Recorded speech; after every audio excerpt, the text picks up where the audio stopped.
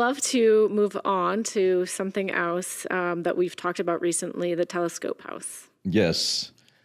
So the telescope house was completed about a year ago. It just won Villa of the Year worldwide with the Plan Award out of Italy.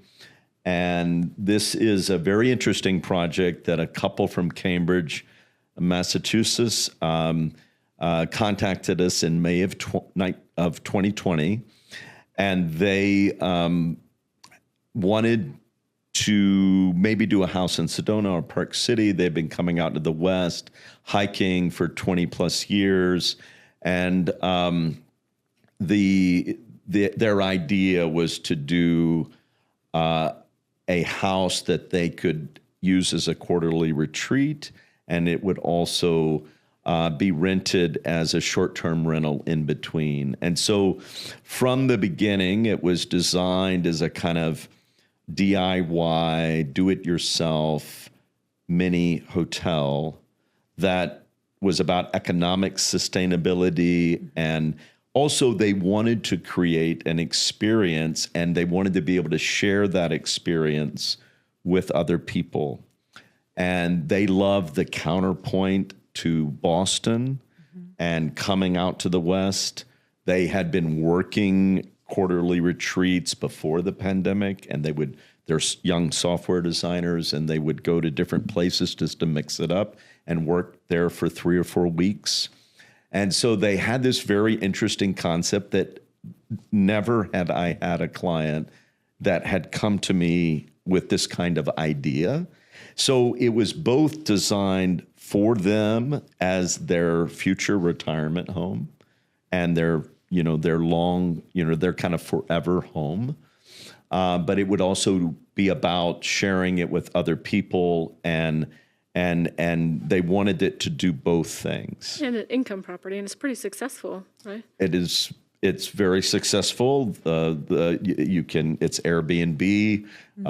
The reviews are kind of sound like they're written by architects, and they were going to look at sites. So we offered, I think this is important maybe for your viewers to understand maybe how the process of hiring an architect might work. For sure. They wanted to talk to architects. They happened to talk to us. We invited them to our studio. They said, we're going to go look at sites in Sedona. We said, send the APN numbers. We'll do some research. We'll look at the zoning. We'll look at what we can look at with the county. And then if you want, we'll come up and walk the sites with you. There were 7 sites, and the last site, the 7th sleeper site, was not for sale. It had been recently taken off the market. It was nearest the road. The driveway was very short. We walked on a driveway to a for sale pad, which was just red rock.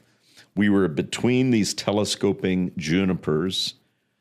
Reverse sunset was happening, and the junipers were framing the view and bringing it closer to us. And that's where we put the house. So we listened to what the previous owner of the property had already recognized. And also that view shed happened to go down the newly realigned Red Rock Loop Road, and it would be preserved as a view in posterity. And so and now it took us a while to get an abandonment of a piece of road right of way and a couple other things so we knew we could build there. We did the design, but before we went into documents and hiring a contractor for pre-construction services, we got all that known that we could build where we were being told to build. And so the idea of the project is that it telescopes out to the view, which is Cathedral Rock, with Munns Mountain as a backdrop. And at reverse sunset, every day this happens. And so the idea was to telescope the house out in plan and in section, up and out to the view. It does look like a telescope. It looks like a gigantic telescope. And so it's a land-based telescope clad in Corten, weathering steel, and on the interior is post-consumer waste, FSC certified wood dust that is pressed into panels and pigmented black. So I call it shadow finishes that are a nice respite for the eyes during the day, but at night merges with this dark sky community. Also, like an old-fashioned telescope with no lenses, by framing something with a dark tube, you bring the view in closer. And as you could see looking down the hallway, where you can't even tell there are doors, that's a waxed finish, and it is reflecting the light and color of the landscape into the house down the hall. That image on the right is looking at the reflected light of the landscape on the edges of the door panels and wall panels that are telescoping out toward the view. So when you enter, you don't fully understand it. And in fact, you don't understand where the doors are. The client's attitude was, it'll be fun. People can figure out the doors. There are little lights that indicate where to push. Yeah. And then recently there was I don't read these often, but I was looking up a detail that I needed to know for some submission, an award submission. And somebody had actually were talking about how fun it was with the kids for them to find the doors just like the client thought would happen. I thought we might have to put a sign on the door, and they were like, no. No signs. And I said, maybe it's too extreme. You know, this is, but they were like, no, it'll be part of the experience. Exactly. It's not like your typical Airbnb where there's labels on everything. Yeah, and they did not. They were absolutely against that. Again, there's there's one or two important signs, but the rest, they were like, no, it's in the manual. Yeah, they'll figure it out. So if someone wants to stay or find this home, on Airbnb, could they just search telescope? Google telescope house. And you'll see all the awards. You'll see Airbnb. Yeah. They have their own website they've designed for it too. But it was a really interesting thing, is because you're kind of designing a hotel that is not. There's no person there. There's a manual.